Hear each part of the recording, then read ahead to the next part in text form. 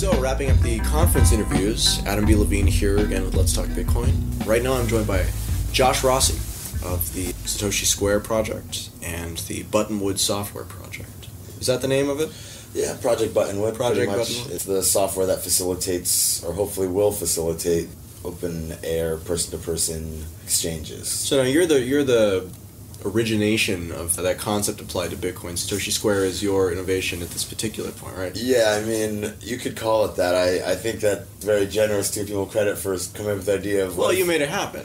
Well, maybe yes, but I basically went to a meetup group and said, what if we all got together at the same time and the same place to trade Bitcoins? Like, I used local Bitcoins once, and I had an exchange. I used to trade on Bitfloor, and I've used other exchanges, but local Bitcoins is great, and it's a very popular service, and I think it's awesome. But I think that, maybe if you've already been doing Bitcoins for a while, you might feel more comfortable with something like that. But if you haven't, then I don't think it's probably going to be the best entry point for a person who's never been in it before. Like, you tell them, meet up with a stranger to do financial transactions one-on-one. They usually are going to feel like, I don't know if this is for me. I basically just said, like, if you have a group environment, similar to, I guess you could even say, like, dating, right? When girls are nervous, they say, let's make it a group date, and kind of like in the same sense, you want to have other people around. It's a very bold person who's going to basically try to scam someone while 30 other people are watching him. So there are something like 10, 11 Satoshi Square events that go on around the world at this point? Yeah, it's been spreading like wildfire. I actually was asked at this conference to head down to Atlanta, where a couple large Bitcoin companies are located, and start a Satoshi Square there. They were just like, if you'd come down and kind of get the ball rolling, we'll like keep it going after you leave, but we just, whatever you need, it'd be nice to have you to be there for the first one. So I said, of course, I'll, Atlanta's close, and I've never been to Atlanta. I'd like to check it out. So that's awesome. But I just think that everyone kind of is like latching onto this idea. One of the things that brings people to Bitcoin, or once they get into Bitcoin, one of the things that they really appreciated about it is, wow, I found a bunch of cool people to talk to that are, kind of maybe have the same frustrations as me regarding, monetary policy, which I know sounds like we're already kind of just only appealing to nerds right there. Yeah. Like, let's all get around and talk about monetary policy. Isn't it funny that monetary policy is a nerdy thing now? But you can also say, like, I just really am interested in cryptography, right. But besides that, it's just like, it's just fun, like, people have a good time. We had a guy wearing like a kind of a gauntlet with a battery strapped to his belt mining at Satoshi Square the other day. That's awesome. You usually see some like, maybe familiar faces from the Bitcoin scene, like Charlie Shrem might stop by, Fred Wilson from Union Square Ventures stopped by. No, this is more specifically the New York one. Yeah. But the Berlin one, they have country singers singing Bitcoin songs. It's whatever any group wants it to be, and it's very in keeping with like a voluntarism kind of mentality. Right. Like, I find that with a decentralized thing, trying to enforce order on it is almost like trying to herd cats. And also, it's like, what do you gain by doing that? Like, you kind of stifle whatever innovations other people are going to come up with. So I just say, like, everyone kind of do what you want to do. If you want my advice or my help, if you want to benefit from any mistakes I've made along the way and get the benefit of my experience, please contact me. I'm more than happy to help. We'll probably touch on it later, but I think that it's all about building this localized network that has a global reach, right? Right, the global local thing again. Yes, exactly. It's just been met with a lot of enthusiasm, and that's one of the things that, as much fun as the conference was, I don't see people like, kind of cheering and getting all excited about how do we comply with FinCEN regulations, or it's like those things are important, but those things are important for people behind the scenes. They're not important for people who are trying to proselytize. Like, right. People are trying to proselytize. I'm not saying that you downplay this. That's an interesting word that you're using there, proselytize. Advocacy. I understand that, but it's not my fault. It's the words that people have been using lately. There was a Financial Times article that was specifically called "The Bitcoin Believers," and they called me a Bitcoin evangelist. And I think proselytizing is slightly toned down from there. In general, I think that it is almost like, in some ways, a belief system. I guess you could say any money is a shared belief system, right? We all have trust in this money, and we all believe it to be valuable, and we expect that in the future people will take it from us, and with Bitcoin, that might take a little more trust than something that people have grown up using. But the end result is the same, is that I kind of think of it somewhat like that Berlin enclave. It's kind of like almost a new country has been formed, and now there's small little neighborhoods and pockets of like people who are in like, you know, almost like immigrants from a different land. Like, right. We're from Bitcoin land, and we are, you know, we stick together, and, you know, we have our own, you know, I've never seen so many people use the word fiat before, ever. Right. Like, one of the things that was a real theme at the conference yesterday was this idea that in order to be a serious player in the space, you have to comply, and in order to comply, you have to have a lot of money to throw at the problem. That's true on the company side, especially for exchanges. That was really specifically what I'm talking about. Yeah. But for people who use exchanges too, I mean, like if you go out and try to buy $3 worth of Bitcoin from Gox, I mean, they're not going to sell you $3 worth of Bitcoin. There's a major barrier to entry there. And yes, kind of that's where I true. see the. That's exactly where we slot into this space. Right. I mean, first of all, like, for all the serious players, they need to do this, but we're fun. We're not that serious, really, to be honest with you. So it was originally an homage to the beginnings of Wall Street, and who knows where it could go from where it started in its humble beginnings. But at the same time, I totally agree with you. Like, the exchange model is not built for casual people who want to check out the space, who are just curious. I mean, if you tell me it's 3 weeks and I have to wire it's a $25 wire charge, you've already said that if I'm not going to buy, like, I don't really know, like maybe $250 worth, that's 10% fee just to get the Bitcoins, like right there. I mean, there are other solutions too. I mean, Mt. Gox will sell you $3. It's just, do you want to spend $25 in 3 weeks to get $3 worth of Bitcoins? Yeah. I mean, Coinbase is, you know, probably a little easier, but even then, I mean, a guy who wrote that GigaOM article was like, well, I thought I was going to be able to get the coins, but then it turns out I locked in the price right now, but I won't be able to get the coins for 4 days. And luckily they did just recently release, if you have a tier 2 account, which involves been pretty invasive background check. Well, it's invasive compared to Bitcoin, but compared to the standard financial system, it's the same thing. It's like you're applying the same standards to things that don't work with those standards. It's true. It's an interesting model that we have following. So, you know, one of the criticisms that we hear people level against the, you know, Satoshi Square or in-person meetup sort of thing is that it's incredibly inefficient from a broad use perspective. I was wondering what you think about that. I totally agree with them. I mean, do I think that BitPay should start using Satoshi Square to basically liquidate all the merchant transactions? Probably not. It's probably they want to do it more than once a week. You know, in Berlin's case, once a month, or LA, I think. I think Berlin meets maybe a little more often. This is, in large part, a public service by people who love Bitcoins, like Owen Gundin, like Jonathan Mohan show up. We have people who actually care about Bitcoins. This isn't their business. This is their hobby, their passion. Right. So they're showing up. They enjoy, you know, like maybe a microcosm of the large-scale financial markets that we get to see on a small scale. But at the same time, it's like, how else are people going to get in this space? If you tell them that they have to go through Mt. Gox, you're shutting the door on probably 90% of the people who've heard of it, because they're just not willing to go jump through those hoops just to get their first Bitcoin, which they're not even sure that they want yet. They've never seen a Bitcoin transaction. They don't know how it works. Usually the best way to learn about something is to kind of play with it, or, you know, a lot of people are visual learners. So one of the big functions of Satoshi Square is, I heard about Bitcoins and I heard about this meetup group. I figured I'd stop by, you know, and I'd see what happens.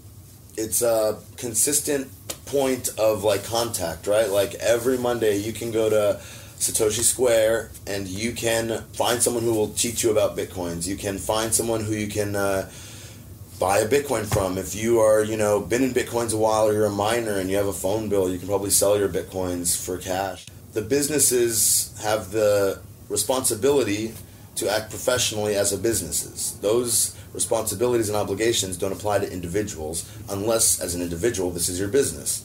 In which case, again, you're now a business. Right. So if you're an individual, which branch of the government is in charge of selling sofas on Craigslist? Who regulates this market, right? It used to be, at least in this country, that private contracts between two people was the highest form of law. I can basically enter into an agreement with anyone else, and as long as it's not doing anything against the criminal code, as long as they're of sound mind, then we can make whatever deal we want. I can sell you my car for $1. It's my right to sell you my car for $1, and if I agree to it, then it is no one else's business what these two people decide upon, right? So for the most of history, it's been the fact that two people who enter into an agreement can bind themselves to whatever agreement they want. So businesses, it's no longer a symmetrical relationship between a business and a consumer, right? So that's why regulation steps in to say, you guys have a big advantage. You have much larger economies of scale that you can play with, and you can use information arbitrage, and you're able to exploit a lot more efficiencies than an average consumer can. Someone needs to look out for the little guy, but when both of the people are little guys, they can both look out for themselves. Right. That's the key to it. That's what Satoshi Square does, is it says, like, well, not everyone in Bitcoin is a business. There are people involved. In large part, it was a narrative that was framed to capture the imagination of people who are interested in finance, people who are interested in New York City old school stock market stuff. EasyDNS is the Swiss Army knife for your domain names, helping meet their customers' individual needs since 1998. EasyDNS has been an outspoken critic of SOPA and CISPA. EasyDNS was an early supporter of Bitcoin, and now they are proud to sponsor this show. Do business with a company that shares your values. Get a 13% discount when you pay with Bitcoin. Go to bitcoin.easydns.com and be sure to use discount code LTB. Let's Talk Bitcoin is heard each week by thousands of people who are participating in the new digital economy. Our listener base of Bitcoin owners, miners, investors, technologists, and merchants is growing fast. We offer a limited number of short advertising slots in each show to keep our listeners engaged and to provide maximum impact for our sponsors. If you'd like to talk to us about Let's Talk Bitcoin, send us an email to sponsors@letstalkbitcoin.com. Satoshi Square, at its core, is about accessibility, about education, and about public existence and proof that we are not some sort of odd, subset, but in fact are normal people who just happen to be early to this party that we call Bitcoin. Exactly. I mean, people have always said, like, but it's a virtual currency. That's so anachronistic. This is the currency of the future, and you guys are meeting up the way they did back in the 1800s. And I'm like, certain things don't scale. I mean, people have always said, like, pretty soon no one's ever going to have to go to the office anymore. We can all just remote in.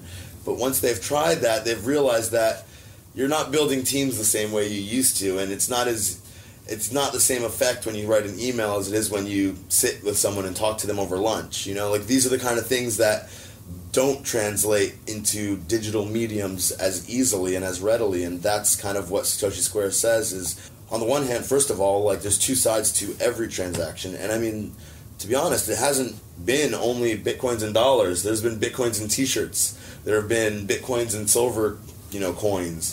And that's not an altcoin, that's actual, like the precious metal silver. Right.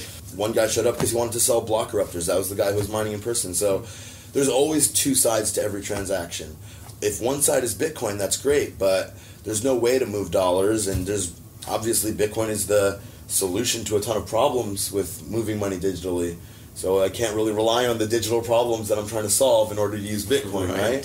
So you kind of are in the situation of, well, Bitcoin's great, but how do I get into this system, right? Once I'm in it, then I can, I can buy, I can sell, I can do whatever I want with them. But getting involved in the first place is still, I think, a pretty steep barrier to entry, not only educationally, but the actual, technological process or regulatory process that you go through. Right. And I just want to make it as easy as possible for people to get knowledge about Bitcoins and actually obtain Bitcoins. So, Josh, in addition to originating this idea and kind of getting the first one going, you also are working on software solutions to power and enable not only your own event, but events from around the world.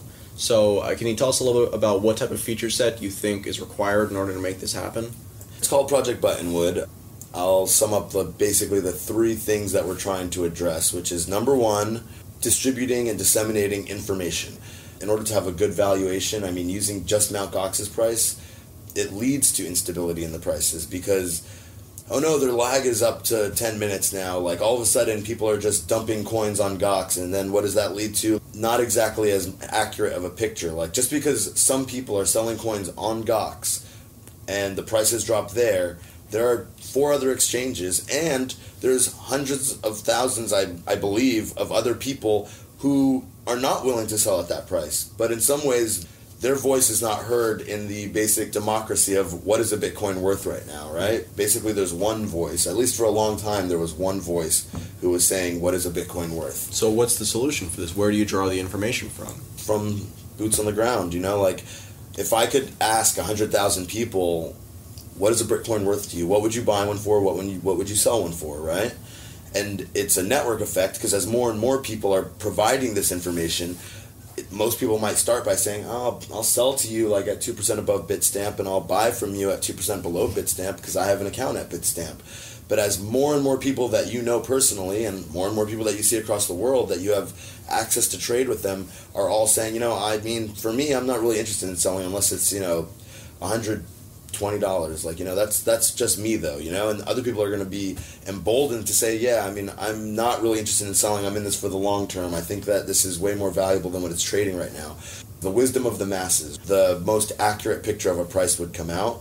People voting with their dollars and voting with their Bitcoins. If you get 100,000 data points versus 4 data points, I think it's a much more holistic view of what Bitcoins are actually worth right now, and what the actual sentiment is among the people using Bitcoins. That's one of the things that I'm trying to address, is trying to get more of like a sentiment index of what do people think, right? It's almost like a real-time survey that's kind of backed by people's actual choices that they've made.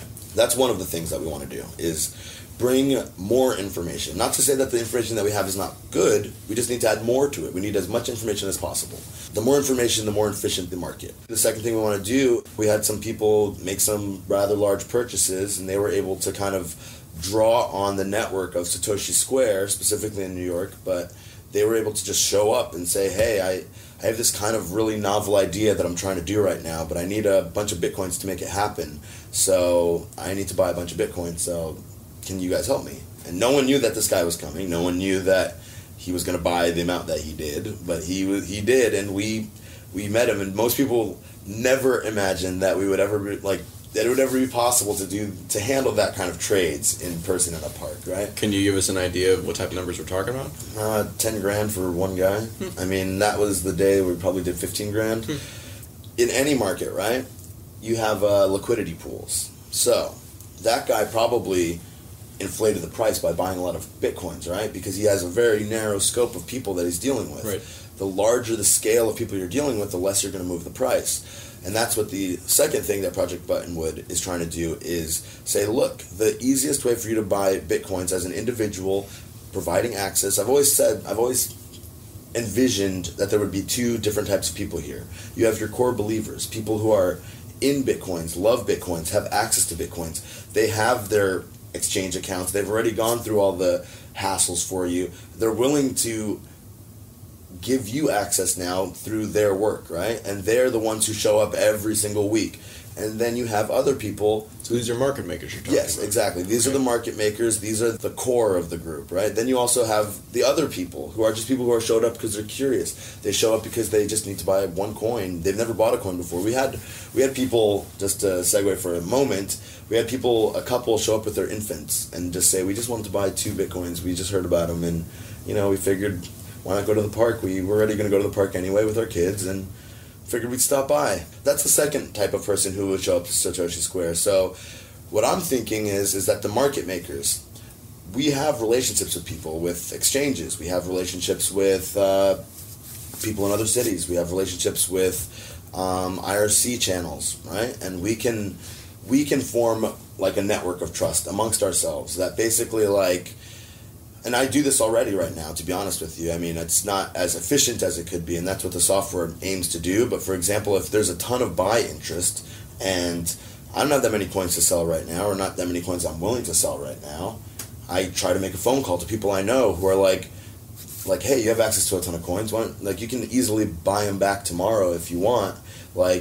Can you help us out with some liquidity here? And they're like, sure, here, I'll send you 100 coins, sell them if people need them, it's fine. And this is what I'm saying, is that through trust relationships, you can basically tap into a super wide pool that's super resilient, that will never have accounts frozen, that will never shut down trading, that will be available basically all the time. I remember that, this is before Satoshi Square, but Owen has always been a really core believer and been a huge help in the Satoshi Square project. And I know that in times of great volatility, he's still available to, you want to get out, he'll be there for you. You want to get in, he'll be there for you. He's always willing to kind of help out the community by providing that service of saying. So he helps out by floating with the price and still making it available. Yeah, he'll still make it either side because available. That's not something that everybody does necessarily. No. A lot of people are just there just because they want to buy. And some people said, I'm going to show up every week and just buy a couple coins. Because I want to buy a couple coins every week, and I'd rather buy them here. A lot of people are like, even at the conference saying like, I bought this shirt with coins I bought at Satoshi Square. Right. And it's like that's like a cool thing to see, is that like, did you buy your coins at some exchange or did you buy them in person at Satoshi Square? It's almost like a street cred, I guess, because we are on the street, so I just think it's interesting. But so that's the second function of Satoshi Square. So what's the third? The third function is related to the second one, in that in order to have these networks, right, it comes down to identity. We need to, in the same way that Bitcoin has forced us to say, what is money, right? What does money mean? What is sound money? Can this be money? Is this a valid concept that we can apply to money? Like, let's experiment with what's possible. Let's see what happens. Most people on the higher levels of the development will always say, this is beta, it's still experimental, And it is. And that's the beauty of it, is that it's experimental, is that we can try, we can fail. Bitcoin has failed a million different ways, but it's still more popular than ever, still successful. So the point is experimentation and the ability of having a place to do trial and error type stuff is important. So in the same way that Bitcoin's forced us to reevaluate what is money, I think that it's also making us think of what is identity. In a global economy, why does my Social Security card matter to someone in Germany? It really doesn't to them. What might matter more to them is my Facebook account, right? What might matter more to them is my IRC handle. Because think about it this way. I was a huge fan of the jailbreak scene for iPhones, right? And the iPhone dev team, basically, they all have Twitter handles, right? Like Comics, Soric, Pod2G. Mm-hmm. Now, if GeoHot, his real name is George Hotz, said something and signed it George Hotz, right? This is before he got maybe more famous, but would anyone care? Would anyone be like, oh my gosh, did you hear what this guy said? No. His identity in a more meaningful way was GeoHot, and it was Comics, and it was Soric. That was their identity to the world. So when people wanted to interview them, they would refer to them that way, and they would know them by this online handle. And I think the same thing is happening in Bitcoin right now, which is that I don't really care about what TransUnion, Equifax, or Experian have to say about you so much. It really might in some way correlate to Bitcoin, but it for the most part is kind of an antiquated system that doesn't make a lot of sense to people. And Bitcoin also has the chance to basically say, we're redesigning a financial system. Let's redesign how we look at credit. Let's redesign how we look at trust, because Bitcoin is supposed to be... Trust is not required to use Bitcoin, but at the same time, no one was ever going to say that they've never taken a loan or that they've never wanted a loan. But how do you deal with that in deflationary currency, etc.? And I think that trust is very important, and identity is very important. And I think Mircea Popescu, who runs MPEX, summed it up ideally. He said, identity is about consistency. If I am the guy who started MPEX and I sign a contract using a GPG key, then some lady comes up and says, hey, I'm authorized to speak on behalf of MPEX. And he signed this statement to that effect. And it's the same key that signed both statements. Does it matter that his name is Mircea Popescu? No, it matters that he started this exchange and he said that this lady can speak for this exchange. So it's about consistency more so than a government, name that was given to you at birth that you can change. A lot of those things are very easy to game. There's identity theft running rampant, right? And that's what I think that this is trying to solve, is saying, what if I could have a meta identity in the Bitcoin space that I would be known to be a valuable member, someone who people can trust. I've had people at Satoshi Square, my phone was dead, and I was like, I'd sell you 2 coins, but, my phone's dead, I can't, so sorry. Try to find someone else, I guess, and they're like, no, there's no one else selling right now. I'm like, I wish I could help you, but maybe you can come with me to my office or something, and I'll try to charge my phone. He's like, I'll just give you the cash here. Just send it to me, tomorrow or whatever. When you get home, charge your phone. And I'm like, you just met me today. And he's like, I know, but I think that you're trustworthy. And I was like, okay, well, I am trustworthy, but I do question your judgment a little bit. But I mean, at the same time, I sent him the 2 coins. Right. He was happy. I was happy. And I think that when you see people actually trust each other and be rewarded for having trusted someone, it's actually a little bit, it it's a good warms thing. your heart. Yeah. So I'm saying I want to basically give people credit where credit is due and say, like, you've basically been there for everyone. To me, your word is as good as gold. And I've had a lot of people say, like, oh, I'd probably trust you more than I trust that website, And I'm like, really? Like, I think that in some ways identity is moving from a corporate model to an individual model. Sure. And I think that that's what Satoshi Square can do, is say, like, from what we've seen, according to how you've acted at these exchanges, you've basically done what you said you were going to do. I definitely see what you're saying with that. I think it's more valuable, though, as almost a bootstrapping mechanism, just because it doesn't scale, though. So, I mean, what do you think the largest plausible size a Satoshi Square could get while still functioning at a high level? I mean, are we talking, your events are up to 40, 50 people? Yeah, we've gotten more than that sometimes. More than that? Yeah. Yeah, so, I mean, what happens when you get 500? Does it still work then? Well, this is the thing, too, is that I think it's almost natural. I've seen, like, the Bitcoin meetup group scene in New York, right? They would start with, say, one meetup group that started getting 100 people and 150 people, and everyone's crowded, and everyone's, basically sitting around while everyone's introducing themselves. I see. So they splinter. They start splintering off, and then it's like all of a sudden we have a Tuesday meetup group for entrepreneurs, we have a Wednesday meetup for tech guys, we have a Thursday meetup for, Bitcoin 101, we have maybe a Friday drink up for people who want to relax, we have a Monday Satoshi Square meetup for people who want to trade, and all of a sudden you start getting finer and finer grained niches where people can fit into the niche that they're interested in. In the same way, New York is a big city. There could be, how many parks are there in New York? You can have that many Satoshi Squares, I guess. Right. And that's not to say that Satoshi Square is limited to parks. In Berlin, they do it in a bar, and we do it at Ever if the weather is looking a little inclement. But my point is that there's no need to say, well, let's get 10,000 people together and all trade. Right. But at the same time, I would say the software, which is basically, if we want to talk a little more about the specifics of the software. Yeah. Well, I was going to ask, so that's those are problems, I definitely agree, that are faced by various parts of the Bitcoin community, and specifically the ones that you're engaging with. So how far along are you in development of the solution, and how does it work? Is this something that is accessible to the average user? It is right now. It's really beta, I basically coded it up myself, and I'm not the best coder in the world. I do what I can, but, I love coding, but that doesn't make me a great coder. Right. You're doing it because it needs to be done. Exactly. And that's the thing, too, is that, there's a lot of other things that need to be done, so I have to do those, too. So my time is constantly divided among 5 or 6 different things. The coding part is usually the part that suffers, because I'm typically like, okay, there's a computer screen here. It's going to be here when I get back. There's a person who needs me to write them back an email.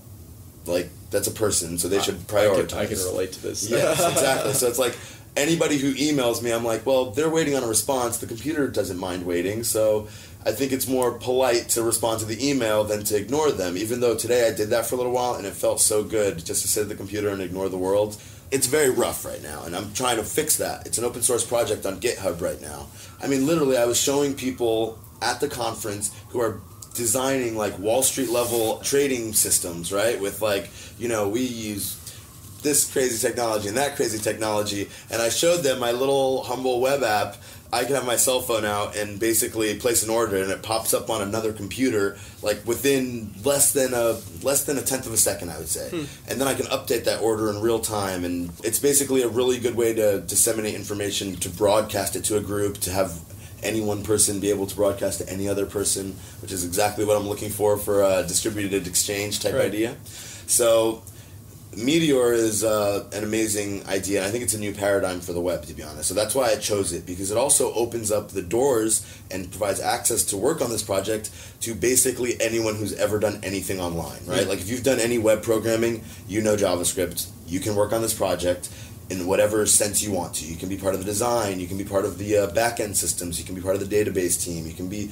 when I say that, there's not a database team yet, but I would like there to be a database team, and I would like there to be a design team. So let's talk about this for a second. How big is the team right now? Is there a team? Is this just you, Josh? It's like one, yeah. It's a wolf pack of one right now. I understand, But actually, Owen Gundon has helped me a ton. Like, we actually were coding it up at the San Jose conference because I actually spoke a little bit at that investors panel, and I just wanted to use it as kind of a platform to show off the idea of decentralized in-person exchanges and also to show off the software.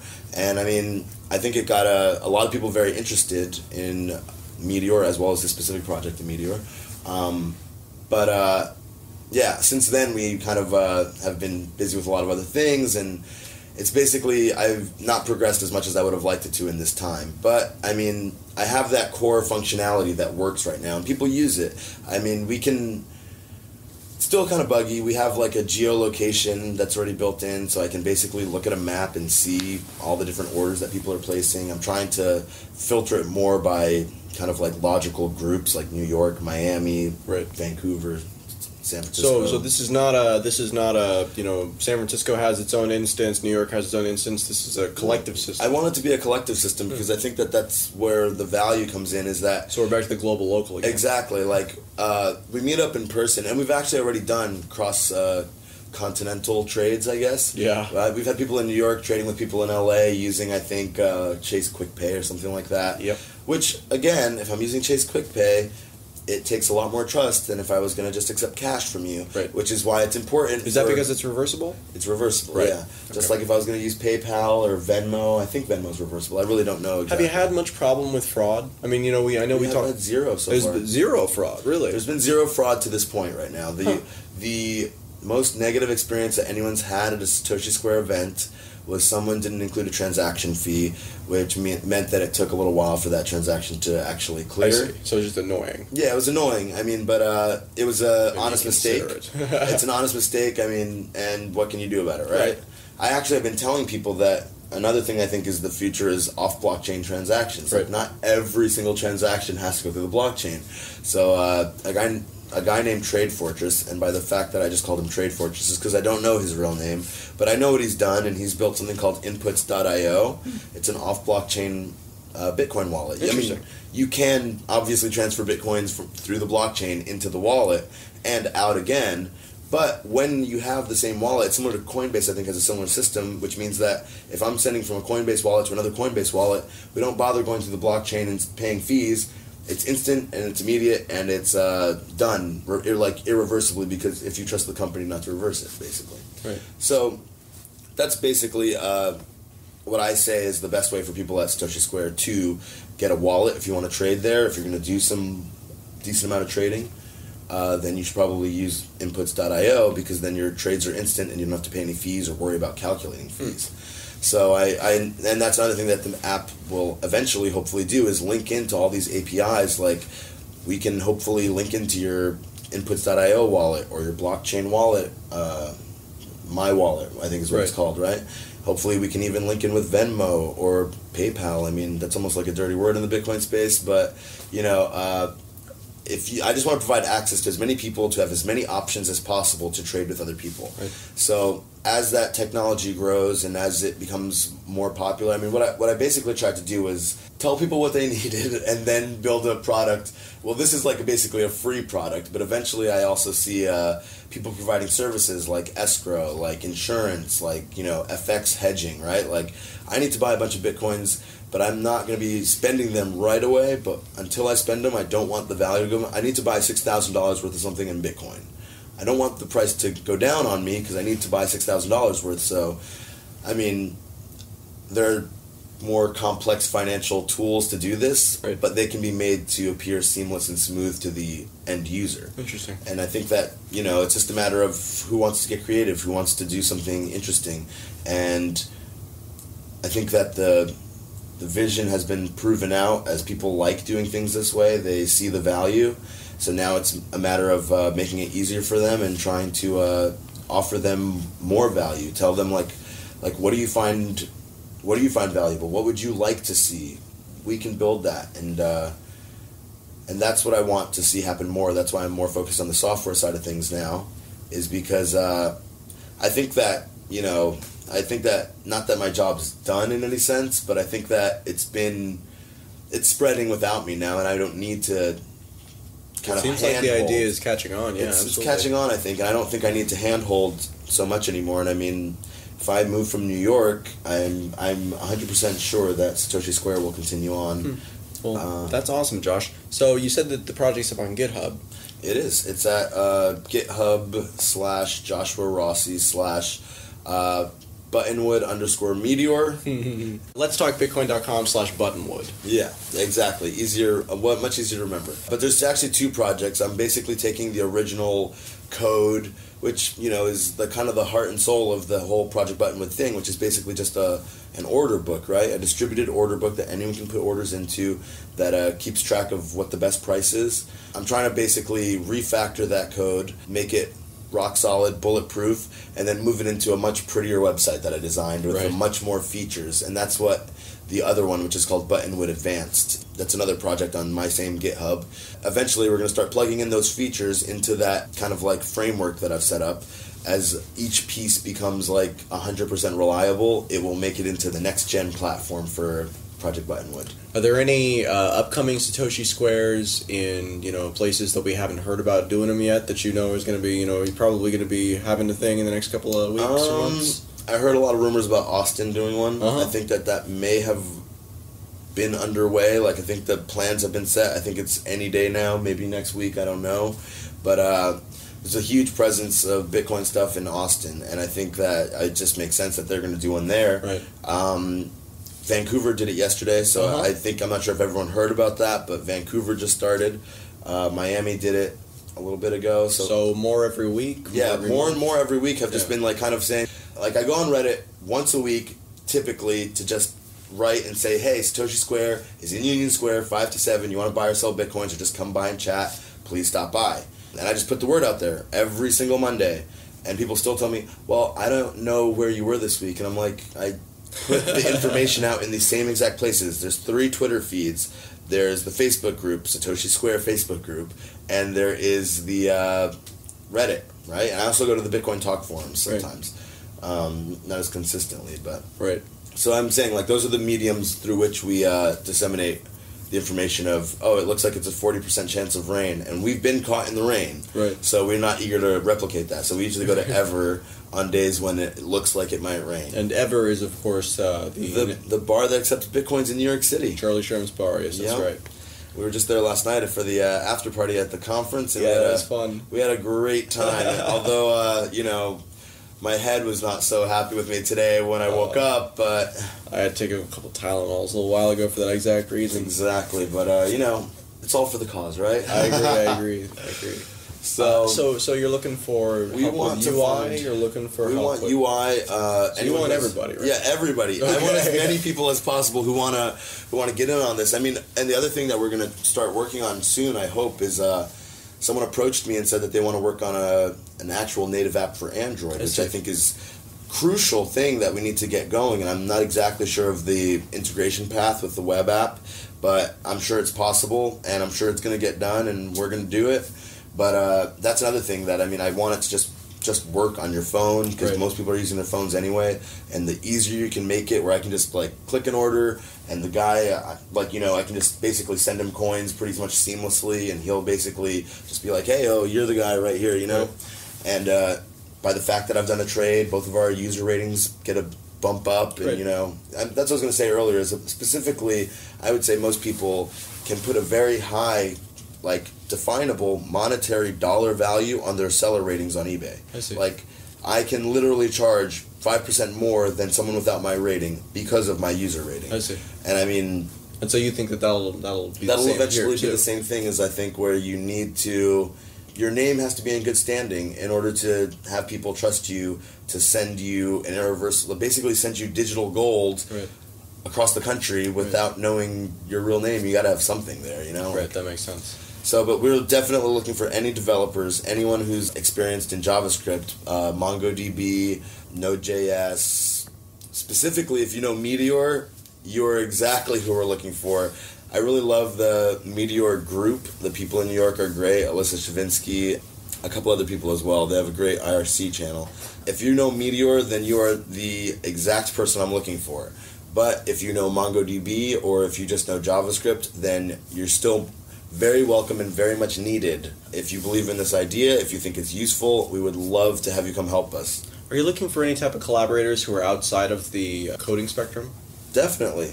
Mostly people who want to organize. They're kind of like, I guess in, who was it, Malcolm Gladwell's book, those connector people. Right. Aaron Koenig in Berlin was just like, Josh, I want to do it in Berlin. And I'm like, let's do it. And some people are like, how do we go about doing this? And I'm like, you guys are making this way too difficult. Yeah, right. You show up. You just tell people, hey, we're going to do one of these here. And, get a bunch of your friends to hang out with you. And the key is consistency in those kind of scenarios. It's consistency. I used to work at a bar, and our owners would never let us close before 4 because it could be very slow that Sunday. But next Sunday, if someone's sitting at home and saying, I was thinking of stopping by the bar, are they going to be open or not? I don't know. I'm not going to bother risking it. I'm just going to stay home. Like, why bother showing up just to find that it's closed? And that's the key, is that you got to be consistent. You got to show up and you got to be there. And if you believe in the concept of in-person exchanges, and I personally think that if you believe in Bitcoin and want it to succeed, then you should be trying to provide access to people who don't have access right now or who are interested but don't know how to get into the space.